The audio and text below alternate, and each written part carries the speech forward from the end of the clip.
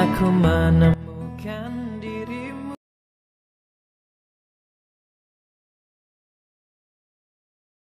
Pilihan hati sang presidir. Bab 013. Flashback off. Beberapa kali Zain terdengar menghembuskan nafasnya dengan kasar. Dia merogoh ponselnya dalam saku celana kemudian mengirimkan pesan pada seseorang. Setelahnya, Zain kembali menyimpan ponsel tersebut. Netranya meneraf Wang jauh. Benar ucapan Aryan. Memang ada seseorang yang berkuasa di balik penderitaan istriku. Gumamnya pelan.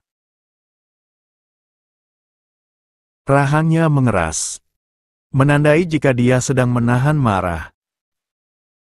Namun itu hanya sebentar, karena dari belakang, sebuah tangan melingkar sempurna di perutnya, memeluknya dengan erat dan cukup membuatnya menarik kedua sudut bibirnya yang menghasilkan senyuman.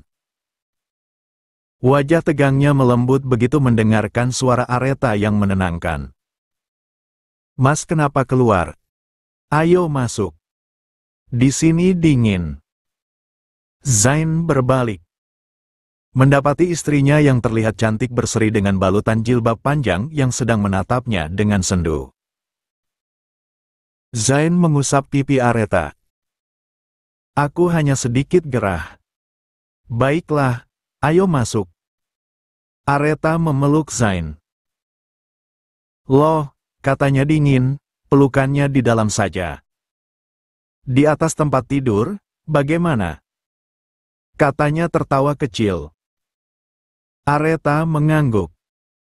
Namun, tangannya terlihat nakal dengan menggerayangi tubuh Zain.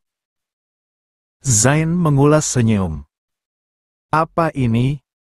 Kenapa sikapmu terkesan mesum? Kamu menggodaku, sayang." Lucunya, Aretha benar-benar mengangguk. "Mas. Lia sayang." 168. "Yang kita lakukan tadi." Ucapannya terhenti. Namun sepertinya, Zain paham keinginan Aretha. "Kamu mau lagi?" Aretha mengangguk pelan sembari menyembunyikan kepalanya di dada Zain. Jujur dia malu mengatakannya, tapi mau bagaimana lagi, dia tiba-tiba saja menginginkan sentuhan Zain kembali seperti beberapa jam lalu. Entahlah, dia juga heran dengan hasratnya yang terasa semakin meningkat. 2. "Apa rasanya sangat enak?" goda Zain. Sikap Aretha yang menggemaskan, yang malu-malu meminta padanya, membuat pria itu ingin segera melahap seluruh tubuh istrinya. Tanpa menunggu lama, Zain mengangkat tubuh Aretha, menggendong tubuh menggairahkan itu sembari menciumi bibirnya dengan lembut. Pintu tertutup. Zain merebahkan tubuh Aretha di atas kasur.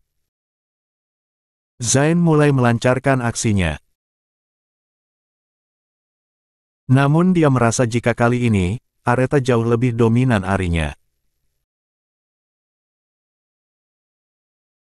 Aretha banyak menuntun tangannya untuk menyentuh bagian-bagian sensitif yang memang tidak akan dilewatkan oleh Zain. Tapi ini terkesan buru-buru. Aretha benar-benar menggila. Zain yang selalu unggul di setiap permainan, kini mulai merasakan jika kemungkinan dialah yang akan kalah. Permainan Aretha sungguh luar biasa.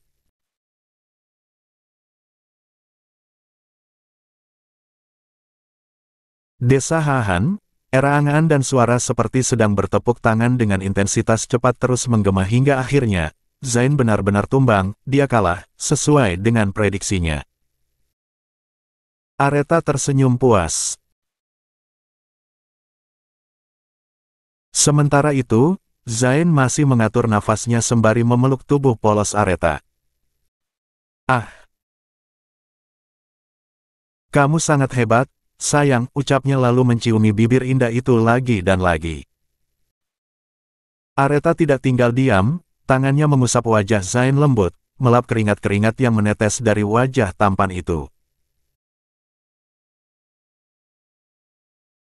Pendingin ruangan dan udara di luaran yang menusuk tulang, nyatanya tidak mampu membuat keduanya menggulung di bawah selimut. Keesokan harinya. Di sini, Zain merasa jika sang istri mulai bersikap manja padanya. Memeluknya dengan erat seakan tidak mengizinkan Zain untuk pulang. Zain sudah mempersiapkan kepulangannya ke kota besar, dan Aretha terus bergelayut manja di lengannya.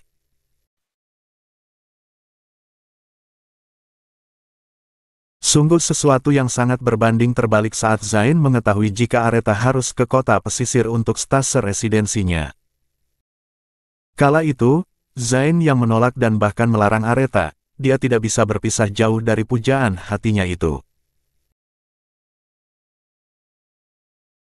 Tapi sekarang, justru Aretha lah yang terlihat ingin menangis karena Zain akan meninggalkannya. Walau sebenarnya Zain pun sama, tapi dia masih bisa menahan diri, ini semua demi kelancaran sekolah sang istri dan 169. Kembali 2 bulan lagi tanpa adanya ekstensi waktu. Mas, panggilnya manja, tangannya masih memeluk Zain dengan erat.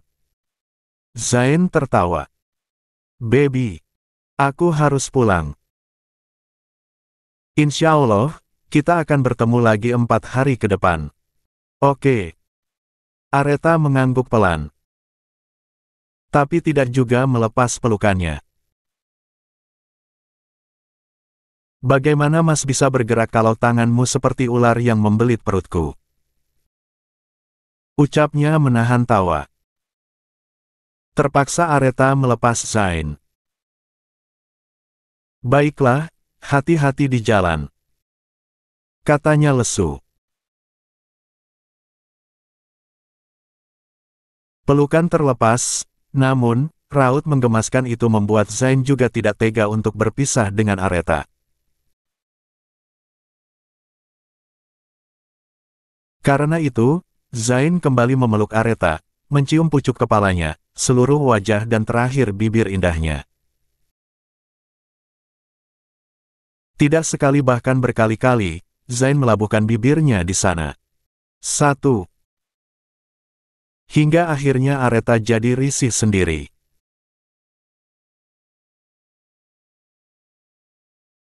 Beberapa rekan dokternya yang tinggal di kamar yang berdekatan dengan kamarnya nampak tersipu malu melihat kemesraan suami istri di pagi buta itu. Sudah Mas. Itu ada residen interna yang di kamar sana menatapku sambil tersenyum. Aku malu. Zain mengusap lembut bibir Aretha. Ya sudah, aku pamit ya, sayang. Assalamualaikum. Waalaikumsalam warahmatullahi wabarakatuh. Hati-hati ya Mas. Kabari kalau sudah tiba di kota. Aretha mencium tangan Zain dengan takzim sebelum sang suami masuk ke dalam mobil. Di perjalanan, Zain melajukan kendaraannya dengan kecepatan tinggi. Jalanan masih lengang, dan cukup membuat Ria menguji nyali dengan beralih profesi sebagai pembalap dadakan. Zain meraih ponselnya begitu mobil berhenti di traffic light. Lihat Tuan. Kamu sudah di mana? Aku baru saja masuk di perbatasan kota pesisir, Tuan. Terima kasih dan aku minta maaf karena membuatmu mengerjakan sesuatu yang sebenarnya bukan tugasmu. Untuk sementara, awasi istriku. Jaga dia dengan baik saat aku tidak ada di sana bersamanya. Insya Allah. Tuan tidak usah khawatir. Dan jangan terlalu sungkan. Yang pasti gajiku tetap lancar. Itu saja. Selorohnya. 2. Zain tersenyum dengan kelakar pagi dari Sardi. 170. Semalam, Zain menghubungi Sardi untuk datang dan menjaga Areta. Dia takut sesuatu akan terjadi pada istrinya itu. Nalurinya berkata jika bahaya. 2. Ada di depan mata. Asterisk KKTT 171. 60, perlahan terkuak. Reno Andrian Sanjaya sedang tersenyum sumringah di balkon villa mewahnya di Jepang. Tatapannya lurus memandang hamparan pohon bunga sakura yang berbunga indah seindah suasana hatinya. Kurasa sudah waktunya aku kembali, Reta. Gumamnya sembari mengulas senyum. Derap langkah kaki terdengar sinkron dari arah pintu masuk. Asisten pribadi Reno menundukkan kepala saat dirinya berdiri beberapa meter dari tuan besarnya itu. Tuan, proposal sudah saya kirim. Apa dia menerimanya?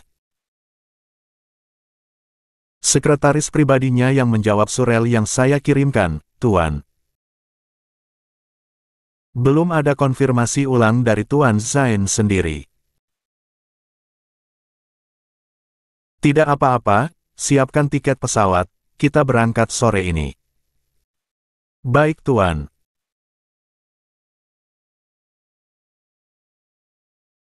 Sementara itu, di sebuah kafe, seorang wanita yang nampak anggun duduk sembari melihat ke arah pintu masuk, sepertinya dia sedang menunggu seseorang. Beberapa saat lalu seorang pria menelponnya dan mengatakan jika sang bos ingin bertemu dengannya. 23. Cukup lama dia menunggu, hingga akhirnya pria itu muncul dan membuatnya tersenyum lebar. Hai, perkenalkan, namaku Clara. Ucapnya berdiri sembari mengulurkan tangan. Tatapan Zain dingin.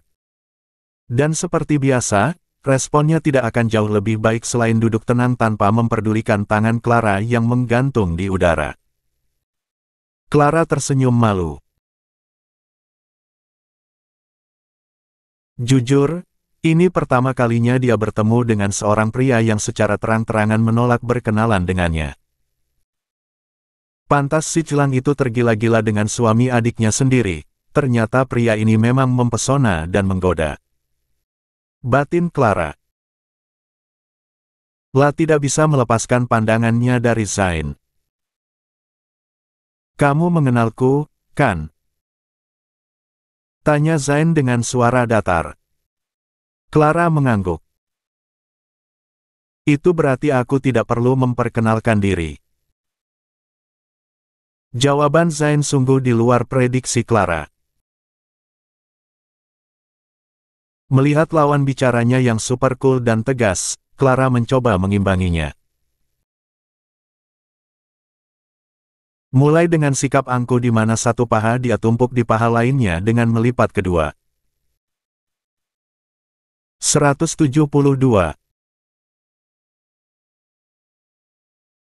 Tangan di depan dada, mungkin itu cara yang paling optimal dalam mengurangi rasa gugupnya menghadapi seorang Zain. Kurasa ini penting, karena jika tidak mungkin calon penerus Brawijaya datang menemuiku. Zain tersenyum sinis. Tapi anehnya, senyuman itu justru terlihat sangat menggoda di mata Clara. Larma duduk berhadapan dengannya, bisa-bisa dia membuatku jatuh cinta. Batinnya sesekali menelan ludahnya kasar disertai jantung yang berdebar kencang. Clara tidak menyadari, kanaya yang dia sebut Cilang justru dirinya pun sama. Reno Sanjaya, kamu mengenalnya, kan? Dek. Clara masih berusaha tersenyum meski sebenarnya dia mulai risih. Alih-alih menanyakan Aretha, pria tampan ini justru menanyakan seseorang yang jujur, dia malas membahasnya. Sebagai sesama pengusaha, tentu aku mengenalnya. Sebanyak apa? Tidak banyak, kami hanya terkadang bertemu saat ada acara. Sepertinya, kamu membohongiku. Tapi sudahlah, aku tidak akan menanyakannya lagi. Next. Clara merasa sedang ujian saat ini. Debaran jantungnya cukup cepat. Apalagi, dia memang termasuk yang susah menutupi suatu rahasia. Kalau Kanaya. Kanaya. Kanaya yang mana? Elak Clara. Yang aku tahu, temanmu hanya satu yang bernama Kanaya, siapa lagi jika bukan Kanaya Mahawira? Oh, itu. Clara mulai salah tingkah. Kalau dia, aku mengenalnya. Pertanyaan yang sama, sebanyak apa kamu mengenalnya? Jawabanku juga sama, seperti tadi. Clara berbicara sembari menatap Zain, tatapan tajam untuk mengelabui lawan kalau sebenarnya dia dilanda kegugupan. Kedua tangan Zain bertumpu di meja dan digunakan untuk menopang dagunya.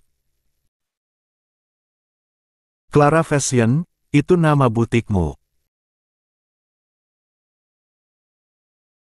Dan informasi yang aku dapatkan jika kamu tidak hanya memiliki satu, tapi ada beberapa dan hampir ada di semua kota. Ternyata, kamu hebat juga. Bisa mengetahui seberapa kaya diriku. Zain terkekeh pelan. Tapi aku juga dengar, kalau usahamu ini, tidak lama lagi akan gulung tikar. 173. Dek. Clara mulai memperbaiki posisi duduknya, tidak lagi terlihat songong dan percaya diri seperti sebelumnya.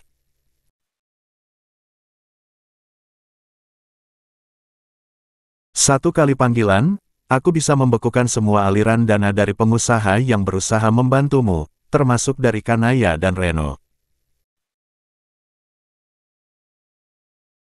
Setitik keringat mulai menetes di pelipisnya, pertanda jika dia sedang gelisah dan ketakutan. Penerus Brawijaya, kamu mengatakan itu tadi padaku, kan? Clara tidak menjawab. Dan kau tahu Brawijaya seperti apa, Nona Clara? Sanjaya Group masih berada jauh di bawah Brawijaya. Lalu setelah kamu mengetahui itu, kira-kira apa yang bisa aku lakukan padamu? Clara bungkam. Benar. Brawijaya adalah perusahaan bonafit kelas tertinggi yang memang sangat berpengaruh baik di dalam maupun luar negeri. Jadi kesombongan Zain jelas berdasar. Lalu, apa yang ingin Anda ketahui, Tuan Zain? Ujar Clara kemudian. Semua yang kau tahu yang di dalamnya melibatkan penderitaan istriku. Ucapnya tajam penuh penekanan. Clara menghela nafas. Semua dimulai dari Kanaya. Kening Zain mengernyit. Kanaya adalah penyebab utama dari penderitaan Aretha. Tangan Zain mengepal kuat. Kau yakin? Lia. Aku meninggalkan Aretha sendirian malam itu, karena perintah Kanaya. Clara menceritakan semua yang dia ketahui, kecuali satu. Reno. Clara sama sekali tidak membahas tentang pria itu. Fokusnya hanya Kanaya. Beberapa saat kemudian, saat Clara masih terus menjelaskan kebobrokan Kanaya, ponsel Zain berdering.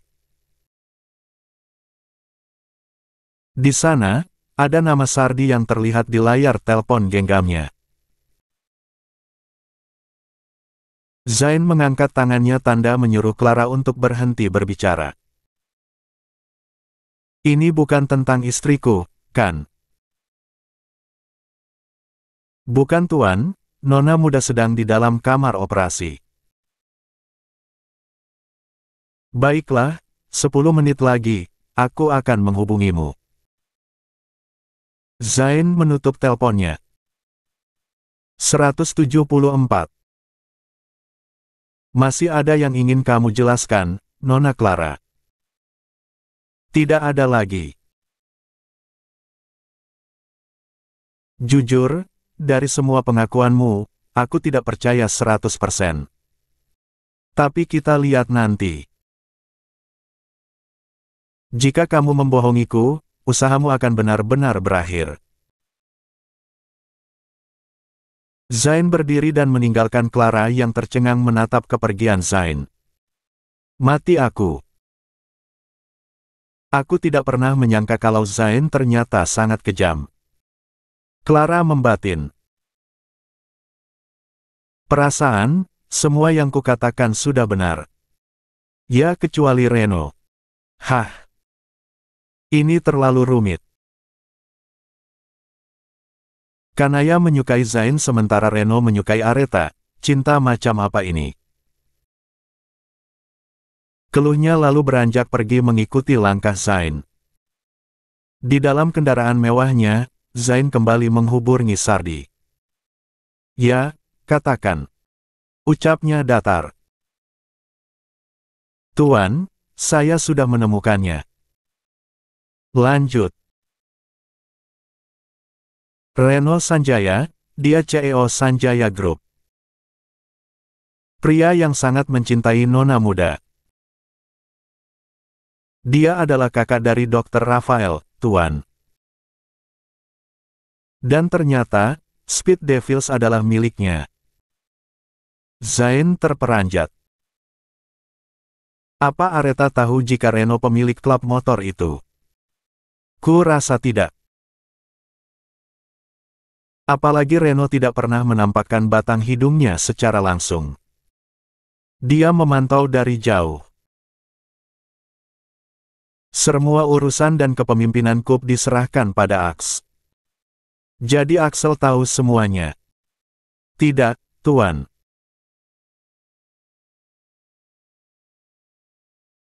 Dr. Axel tidak tahu kalau Reno lah pemilik Speed Devils. Dr. Axel hanya menjalankan perintah melalui panggilan telepon, tanpa pernah bertemu sekalipun. Karena saya pernah bertanya padanya dan jawabannya sungguh mencengangkan.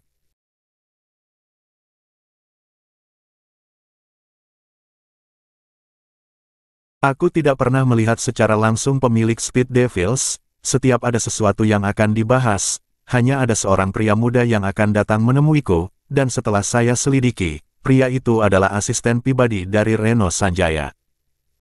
2. Zain menghela nafas kasar. Mungkin tidak lama lagi, Reno akan kembali dari Jepang. Tuan harus segera mengambil langkah cepat. Sesuai informasi yang saya dapatkan, Reno bukanlah orang sembarangan. Ya, aku mengerti. Aretha, sementara ini, jaga dia untukku. Aku akan meminta cuti dan menemani Aretha di sana. Baik, Tuan. Satu lagi, dan kurasa ini sangat penting. 175. Apa itu?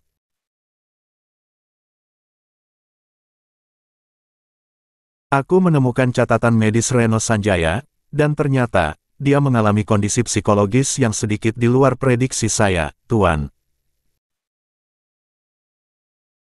Kau serius? Dari mana kamu mendapatkan catatan medisnya? Itu bukan sesuatu hal yang sembarang orang bisa menyentuhnya.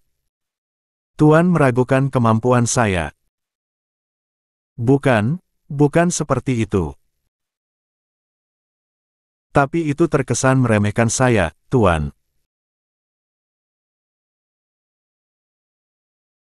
Dari balik telepon, Sardi tersenyum penuh kemenangan. Kapan lagi dia punya kesempatan untuk membuat tuannya itu merasa bersalah padanya? Tapi ternyata tidak semudah itu, kalimat Zain justru membuatnya terpojokkan. Aku hanya bertanya, tapi kenapa kau malah balik menanyakan seperti seorang wanita tua yang sedang tersinggung? Glek. Sardi menelan ludahnya kasar. Baru saja dia hendak mengerjai Zain, tapi nyatanya, justru dialah yang kena mental. Maaf Tuan. Apa yang kamu tunggu? Kau tidak mau menjawab pertanyaanku. Tidak Tuan. Saya mendapatkan catatan medis itu dari rumah sakit di Tokyo. Sebagai seorang hacker, itu bukanlah hal yang susah untuk saya. Apalagi ada beberapa teman saya yang bekerja di sana. Saya bisa meminta bantuannya hanya dalam sekali panggilan. Baiklah, lalu masalah psikologis apa yang dia derita?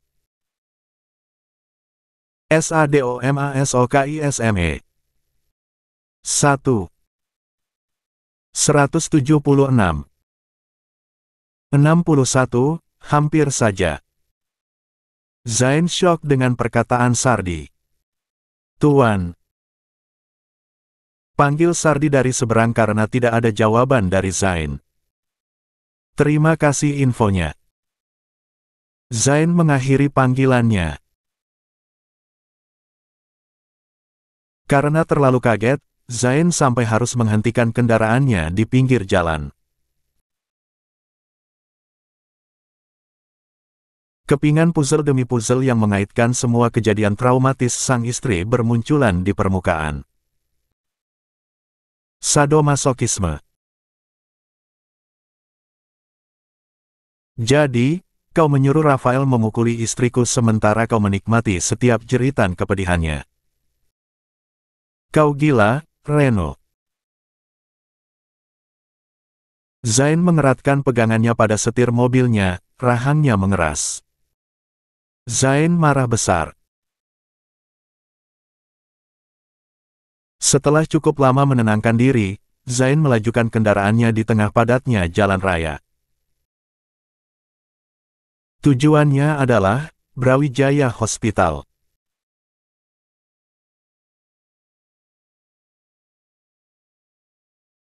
Dengan ekspresi menyeramkan, Zain melangkah masuk ke dalam rumah sakit, melewati lobi, koridor dan beberapa ruangan perawatan hingga tubuh tegapnya kini berdiri di depan sebuah ruangan. Masih punya sedikit rasa sopan, Zain mengetuk pintu itu.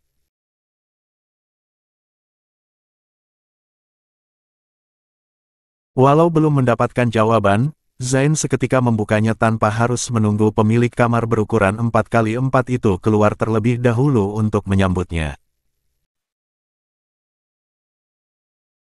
Melihat wajah Zain yang muncul dari balik pintu membuatnya terkejut bukan main. Cedera tulang rusuk akibat pukulan Zain beberapa hari lalu masih menyisakan kesakitan yang luar biasa.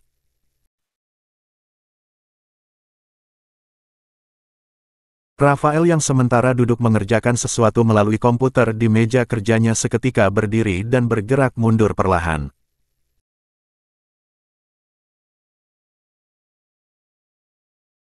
Pernah merasakan sepak terjang seorang Zain, merasakan bagaimana kerasnya pukulan Zain, merasakan sekuat apa tenaga pria itu, jelas membuat nyali Rafael menciut. Kurasa sudah cukup kamu membuatku menginap di rumah sakit beberapa minggu. Lalu sekarang, apa lagi yang kau lakukan di sini? 1. Tanpa perintah, Zain mendudukkan tubuhnya di depan Rafael. Kursi yang biasa digunakan pasien untuk sekedar berkonsultasi itu kini ditempati Zain. Duduk. Ada yang ingin aku tanyakan padamu. Perintahnya. Dengan wajah penuh keraguan disertai ketakutan, Rafael mendudukkan tubuhnya sesuai perintah Zain. Katakan, aku tidak punya cukup waktu. Ucap Rafael.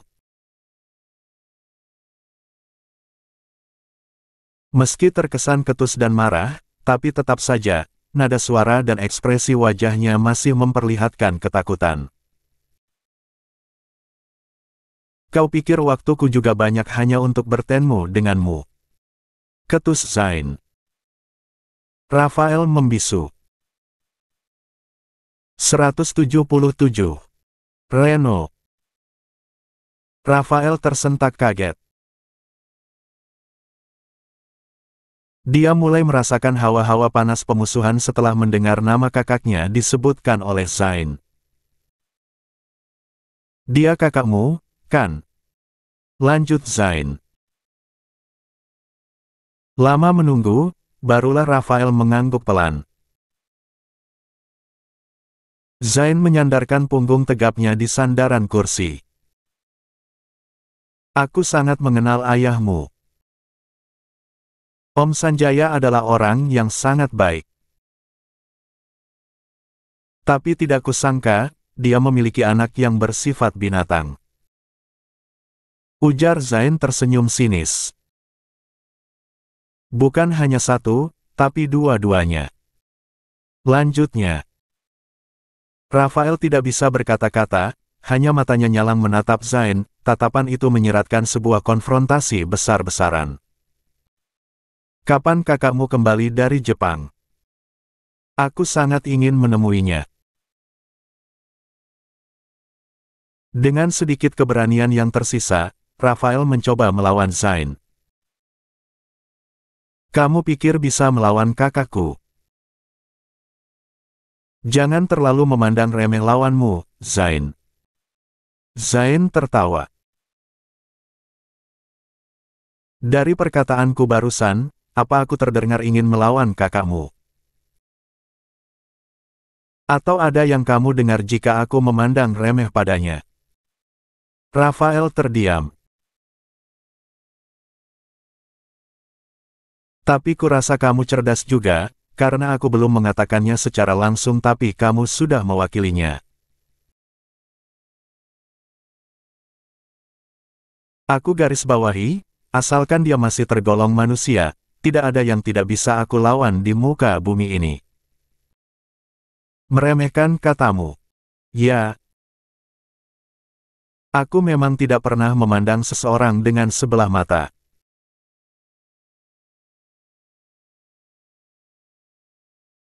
Tapi, jika dia sudah membuatku tidak nyaman dengan segala tingkah lakunya, sudah pasti aku akan memburunya bahkan sampai ke ujung dunia sekalipun. Apalagi ini menyangkut istriku. Menyangkut semua penderitaan yang dia lalui di masa mudanya. Raut wajah Zain mulai berubah. Terlihat jelas sekali jika saat ini, emosinya sudah sampai di ubun-ubun. Zain menatap tajam ke arah Rafael. Malam itu, saat kau memukuli istriku secara beringas, apa kakakmu yang menyuruh melakukannya? Kamu boleh melukainya, tapi jangan menyentuhnya. Dia milikku. Rafael terkejut bukan main. Bahkan setiap kata yang diucapkan Reno malam itu, sama persis dengan yang baru saja dikatakan Zain. Dia, Reno, kan? Aku paham, bahkan sangat paham setiap ucapannya. Kamu boleh melukainya, tapi kamu dilarang menyentuhnya. Menyentuh dalam artian menyetubuhinya. Itu yang dimaksud kakakmu. Rafael tidak bisa berkutik. Sadomasokisme, itu adalah kondisi psikologis di mana seseorang akan merasakan kesenangan dan kepuasan. 178. Seksual saat melihat pasangannya menderita, baik siksaan fisik maupun emosional. Kamu mengetahuinya. Itu adalah pertanyaan paling konyol yang pernah dilontarkan Rafael. 1. Menurutmu? Kembali Rafael dibuat membisu.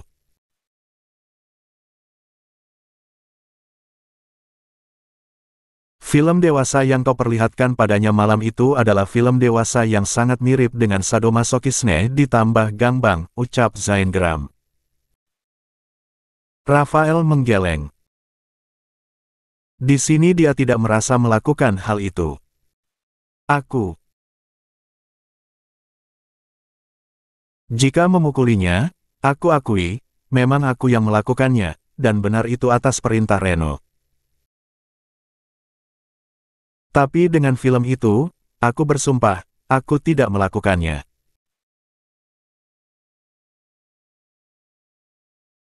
Kening Zain mengernyit, dia berusaha menyelami netra Rafael, mencari kebohongan di sana, tapi dia tidak menemukan sama sekali. Lalu, siapa yang dengan teganya menodai mata dan mental istriku? Batinnya berpikir keras.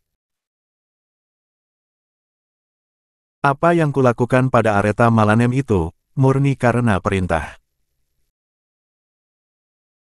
Jika boleh berkata jujur, aku juga tidak tega melukainya. Pukulan pertama, mengenai wajah mulusnya, dia terkejut. Karena dia mengenalku sebagai seorang Brian yang selalu melindunginya.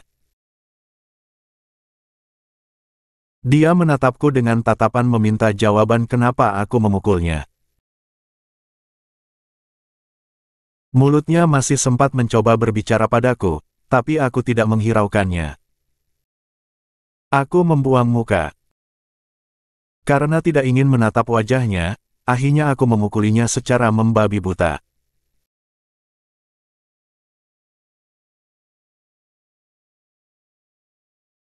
Tidak ada suara tangis, tidak ada teriakan, sayup-sayup yang kudengarkan hanya saat dia mengatakan, "Ampuni aku Kak, Brian." Setelah itu dia kehilangan kesadaran bersamaan dengan Reno yang menyuruhku berhenti. 1. Zain mengeratkan rahangnya. Netranya berkaca-kaca.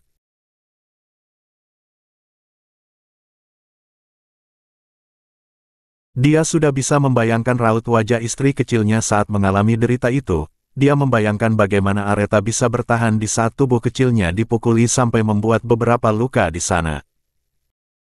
Zain tidak tahan.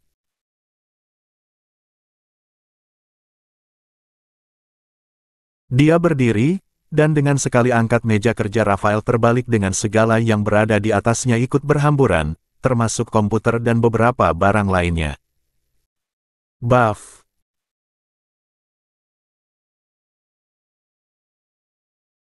Rafael kembali mendapatkan bogem mentah dan mengenai wajahnya yang masih belum sembuh betul setelah Zain melakukan hal yang sama padanya beberapa minggu lalu.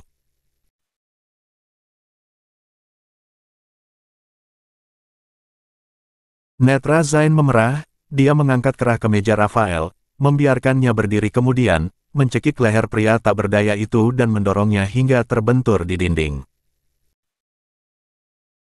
Cairan bening dari kedua netra Zain mengalir. Kau masih memukulinya setelah dia meminta ampun padamu. Tanyanya dengan tangan yang semakin keras mencekik leher Rafael. Rafael tidak bisa menjawab. Bahkan untuk bernafas saja, dia mulai kesulitan. Nasib baik masih berpihak pada Rafael, karena Fendi datang dan mencoba melepaskan tangan Zain yang melekat kuat di lehernya. 179. Tuan Zain, cukup. Pekik Fendi. 180. 62, tidak bisa pergi jauh. Fendi membereskan segala kekacauan yang dibuat oleh tuan mudanya. Tidak ingin ketahuan, Fendi terpaksa mengganti semua barang-barang yang dirusak Zain persis seperti sebelumnya.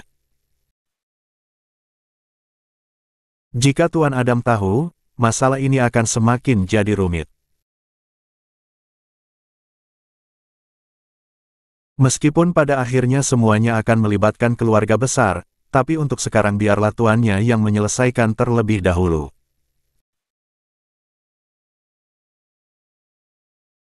Zain ke parkiran, masuk ke dalam mobilnya dan melajukan kendaraan mewahnya itu meninggalkan rumah sakit.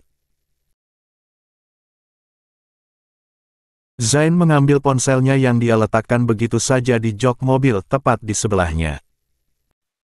Dokter Jimmy. Lia Zain.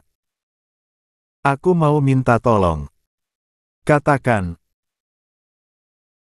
Untuk beberapa minggu ke depan, aku akan mengambil cuti.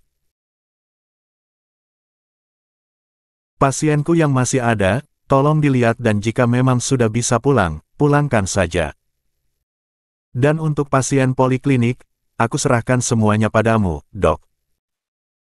Dokter Jimmy nampak berpikir.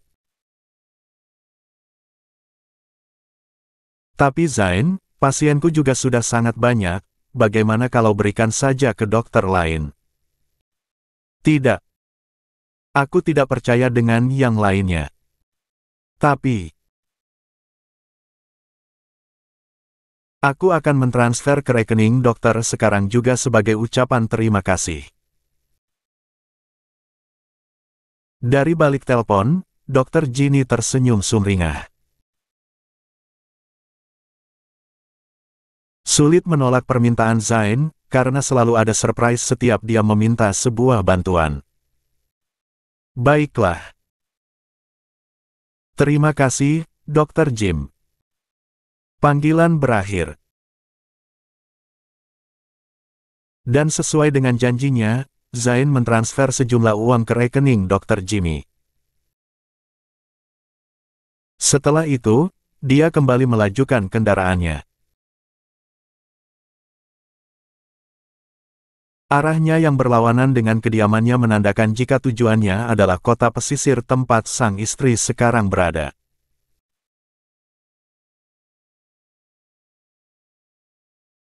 Sementara itu, Dokter Jimmy yang sedang makan siang nampak menghentikan proses makannya begitu melihat sejumlah uang yang masuk ke dalam rekeningnya. Anak gila itu tidak salah kirimkan. Gumamnya pada diri sendiri setelah melihat angka 3 digit yang tertera di layar ponselnya. Namun, sejurus kemudian, senyumnya kembali berbinar sempurna ketika mengingat jika Zain adalah manusia. 181. Perfeksionis yang pernah dia kenal.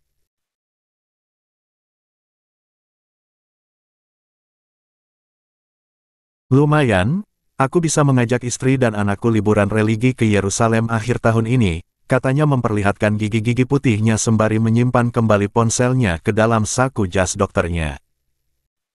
Zain tiba sore hari. Seharian ini, raganya hanya berada di seputaran jalanan kota besar ke kota provinsi tempatnya sekarang menapak. 12 jam. Kira-kira selama itu, Zain layaknya seorang sopir bis antar kota yang memang kebanyakan waktunya terkikis abis di jalanan.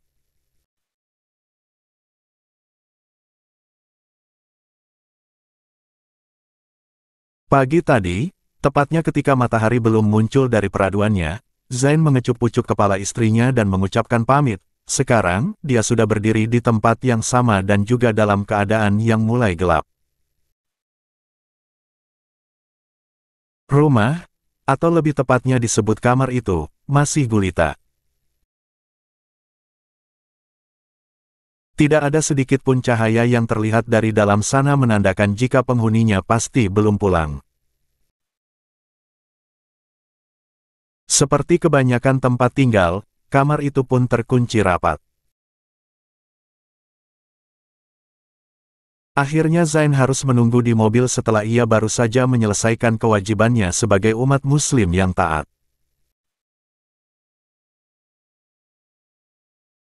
Tepat jam 7 malam, Aretha terlihat berjalan gontai menapaki setiap anak tangga agar bisa tiba di depan kamarnya. Dia merogoh seneli dokternya, mencari kunci agar bisa segera melihat kasur di dalam sana dan merebahkan tubuh lelahnya. Semua aktivitas menggemaskan itu diperhatikan oleh Zain.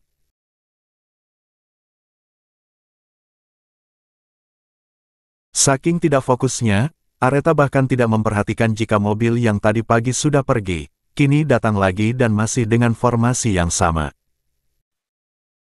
"Apa kamu sangat lelah?" gumam Zain masih betah berada di dalam mobil. Sekelebat ingatan saat dirinya bersama Rafael kini kembali meraung-raung di dalam otaknya. Zain tidak bisa membayangkan sekuat apa istrinya ketika mendapatkan siksaan kejam itu.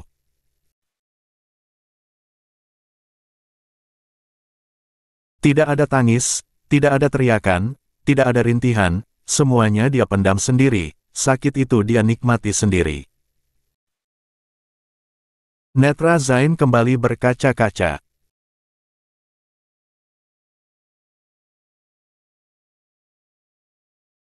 Malam ketika Zain mengetahui trauma Aretha muncul ke permukaan, ketika hujan deras disertai gemuruh suara petir yang begitu keras, wanita rapuh itu hanya duduk memeluk tubuhnya sembari menggigit bibirnya hingga berdarah guna mengurangi rasa takutnya sendiri. 1. Mengingat itu, hati Zain teriris perih. Zain menyandarkan kepalanya di roda kemudi sembari memeluk roda kemudi itu erat. Cairan bening itu menyapanya kembali. "Rasa-rasanya aku tidak sanggup melihat wajahmu, sayang," gumamnya dengan suara serak. Sementara itu, Aretha baru saja membersihkan diri, dia terlihat terburu-buru, salat maghribnya sudah sangat. 182. Terlambat. Setelah selesai, Aretha melanjutkan melaksanakan ibadah selanjutnya sebelum menutup malam dengan beristirahat. Tubuh lelahnya menyapa kasur empuk itu. Posisinya dia miringkan ke samping, tempat di mana semalam Zain ada di sana menemaninya. Perlahan Aretha mengusap pelan kasur tersebut. "Aku rindu, Mas," ucapnya lembut. Hari ini, dia tidak sempat untuk membuka ponsel dan menanyakan kabar sang suami. Ternyata, kesibukannya di hari pertama begitu menyita waktu. Mengingat itu, Aretha segera mengambil telepon genggamnya. Keningnya mengernyit. Tidak ada satupun pesan dari Zain di sana. "Seingatku, aku menyuruhnya untuk mengabariku jika dia sudah tiba, tapi kenapa tidak ada satupun pesan darinya?" Aretha nampak khawatir. Dia menyandarkan tubuhnya di tembok setelah terbangun beberapa saat lalu. Hatinya gelisah.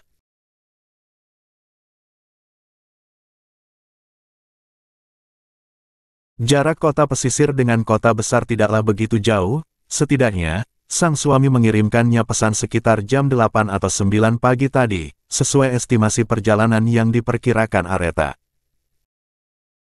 Apa dia sibuk sampai lupa menelponku? Walaupun begitu, setidaknya, sudah ada kabar darinya saat ini. Akhirnya, Aretha berinisiatif menghubungi Zain. Panggilan pertama, tidak ada jawaban, begitupun dengan panggilan kedua. Aretha semakin panik. Setelah duduk bersandarkan dinding nan dingin, kini dia berjalan mondar-mandir di dalam kamar sempit itu sembari menggigit kuku-kukunya. Pikirannya sudah kemana-mana. Segala hal negatif berseliweran di depan matanya. Sesekali terlihat menggeleng, karena harapannya bertentangan dengan batinnya. Takut Zain mengalami kecelakaan dan sebagainya, jujur Aretha sangat cemas. Aretha kembali mencoba menghubungi Zain. Dan kali ini, dia terlihat bernafas lega, karena suara yang sangat dia rindukan terdengar dari balik telepon. "Lia, sayang. Mas, kamu dari mana? Aku khawatir. Kamu. Buka pintu." Aretha melongo. "Buka pintunya, baby." Seakan tidak percaya, namun Aretha tetap membuka pintu kamarnya. 183. Begitu pintu terbuka, Zain melempar ponselnya ke sembarang arah dan menghambur memeluk dan menciumi bibir Aretha dengan brutal. Diserang tanpa aba-aba, Aretha jadi kewalahan.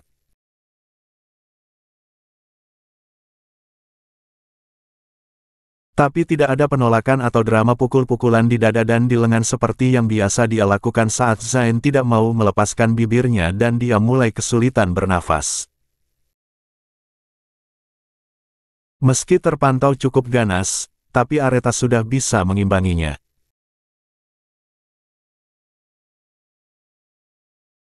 Dia menikmati setiap iastrismatan, gigitan dan isapan yang tidak ubahnya seperti sebuah vakum cleaner yang sedang menyedot debu hingga bersih tak bersisa. Aretha sungguh menikmatinya. Terlebih, dia memang begitu merindukan Zain. Zain melepaskan ciumannya, menatap mata sang istri yang begitu menenangkan jiwa. Lalu kembali memeluk Aretha dengan erat. "Kenapa Mas kembali? Aku sampai khawatir karena Mas tidak mengabariku seharian. Terus, kenapa aku telepon dari tadi, Mas tidak mengangkatnya?" Satu-satu. Tanyanya satu-satu. Ucap Zain mengulas senyum sembari mengusap bibir Aretha menggunakan ibu jarinya dengan lembut. Tidak memindahkan jarinya, Zain kembali mengecup bibir yang sudah seperti zat adiktif yang membuat pemakainya kecanduan. "Sejak tadi Mas di depan, memantau pergerakanmu, jangan-jangan karena aku tidak ada kamu mulai nakal." Ucapnya menggoda Aretha. "Sembarangan," ucap Aretha ketus. Zain terkekeh. "Aku bercanda, sayang." Aretha memutar bola matanya malas. "Aku mengajukan cuti, dan akan menemanimu di sini." Zain mencubit pipi Aretha. Aretha tersipu malu dengan perlakuan manis Zain. "Benarkah, Mas?" Aretha antusias di sela wajah yang memerah seperti tomat. "Lia." Aretha sangat senang, itu jelas terlihat dari tingkah dan ekspresinya. Namun, Aretha mulai melihat ke sekitar, ada yang Aretha cari di sekeliling Zain. "Pakaianmu mana, Mas?" tanyanya polos. Tentu jika ingin menginap dalam waktu lama, mesti ada koper dan sejenisnya yang di dalamnya berisi perlengkapan lainnya termasuk pakaian. Zain melangkah ke arah tempat tidur sembari menarik tangan Aretha. Zain menjatuhkan tubuhnya di sana, tentu mengikut sertakan sang istri tercinta yang kini sudah bertengger cantik di atas tubuhnya. "Memangnya aku masih butuh pakaian saat kita berdua seperti ini?" Lagi-lagi Zain menggoda Aretha. 184. Mendengar lelucon tidak masuk akal itu, Aretha menggelengkan kepala. Kurasa, Mas sudah gila. Aretha berguling ke samping dan tidur membelakangi Zain. Zain tertawa renyah sambil memeluk Aretha dari belakang. Fendi akan mengirimnya besok, baby. Kata Zain mengurai kekesalan Aretha padanya. Setelah mendengar jawaban Zain, Aretha memutar tubuhnya berbalik menghadap Zain. Tapi, bagaimana bisa Mas berada di sini kembali? Maksudku, bagaimana dengan rumah sakit?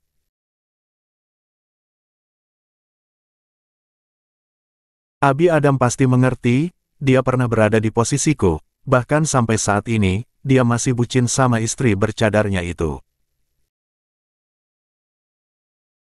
Lagian bagiku, tidak ada yang lebih penting selain istri cantikku ini. 1. Zain kembali memeluk Aretha. Jangan tanyakan bagaimana perasaan wanita cantik itu, hatinya kini sudah seperti kebun bunga yang sedang bermekaran. 185. 63. Apa ini plan B? Nona Aretha sekarang berada di kota pesisir. Reno menarik kedua sudut bibirnya. Atur pertemuanku dengannya. Tapi Tuan. Reno menatap tajam asisten pribadinya yang masih berdiri tegak saat datang menemui Reno di rumah mewahnya. Kau tahu An, kalau aku paling tidak suka dengan kata, tap.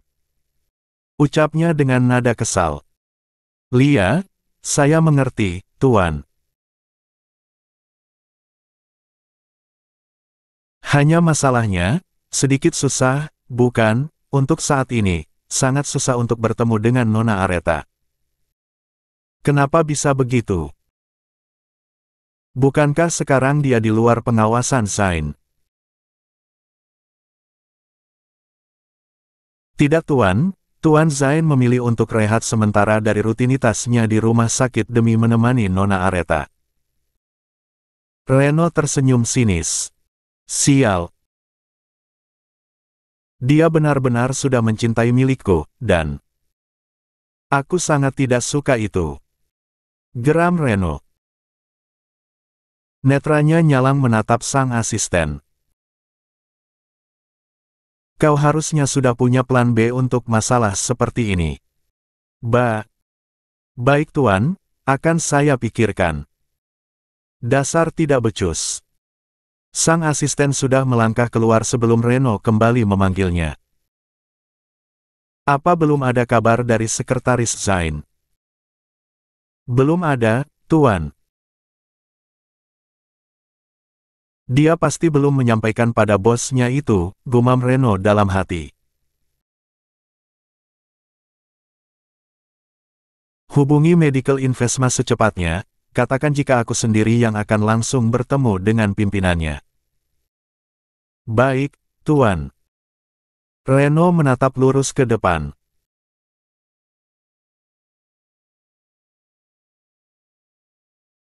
Dulu, dia akan selalu menyaksikan wajah cantik Aretha, sebelum bergabung dengan Speed Devils dan setelah dia keluar pun, Reno selalu memantau pergerakan pujaan hatinya itu. Tapi sekarang, semua berbeda.